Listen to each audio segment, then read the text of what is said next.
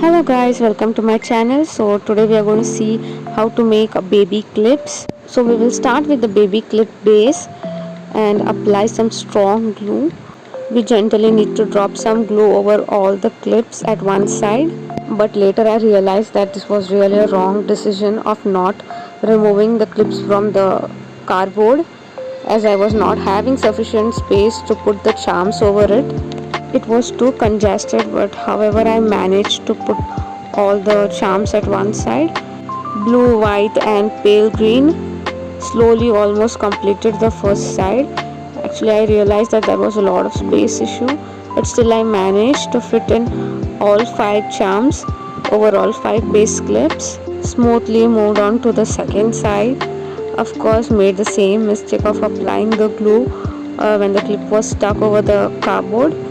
It was actually a bad decision.